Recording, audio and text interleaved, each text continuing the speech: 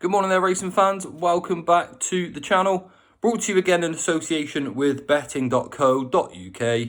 I'm Ginger Joe and I'm back with two selections for you for today's racing at Newmarket. But these two selections are actually part of a lucky 15, and you can find my other two selections by clicking the article below, which is now live on betting.co.uk.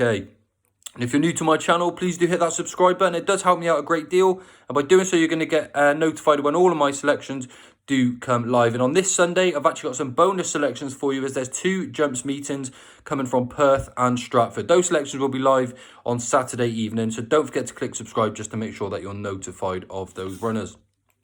Now, before I go into the two selections for this episode, there is an offer in the description below where if you bet £10, you'll get £30 in free bets from Bet UK. And as I said, all of the links that I've just mentioned are in the description below.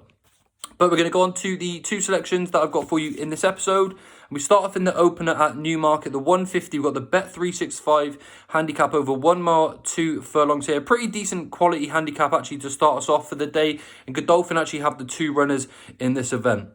They got the current favourite, Tagabar, at 7-2. The choice of Buick, but the price doesn't really interest me about his chances. He's not one that looks like a massive improver off this mark and didn't really catch my eye at Royal Ascot. I think it was a little bit lacklustre. Despite running an okay race, it didn't really look like there's a lot more to come from him, but I guess he does set a pretty decent standard.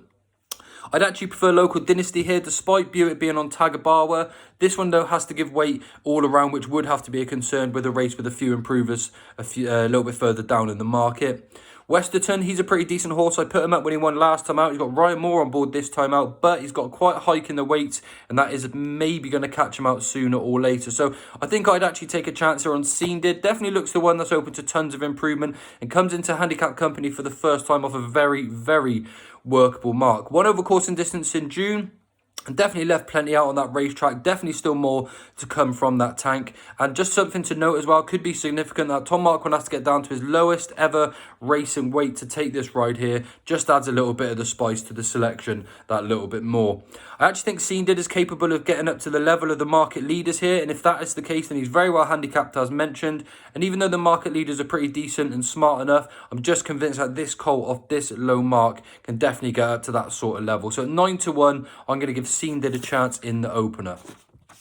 My second selection comes in the 3 o'clock at Newmarket. We've got the Bet365 trophy handicap here over 1 mile, 6 furlongs. Again, some pretty decent runners in this field. Live Your Dream is the favourite here for Godolphin, but he's a pretty short price considering what we know about him. He does look like he's going to be picking up one of these handicaps, but I don't fancy him at that sort of price. I think there's a few better horses in this race.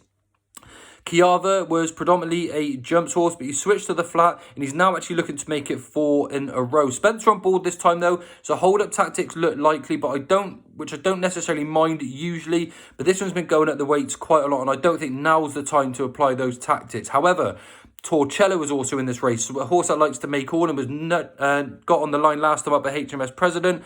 So there's going to be plenty of pace, which may help the chance of Kiava, but he is really starting to creep up those weights. I'm not sure how many more pounds he's got of improvement in him, especially in this sort of sphere.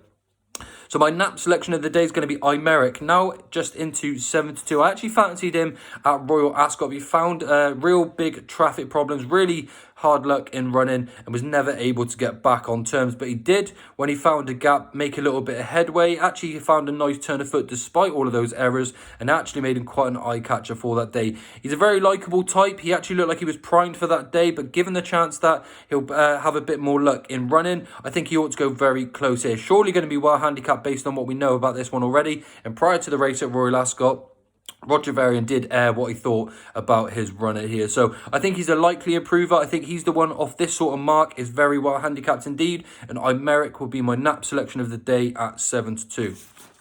So they're just my two selections for today. As mentioned, I've got two further selections to combine into a lucky 15 if you use the link in the description below. And of course, there's some bets there from Bet UK as well.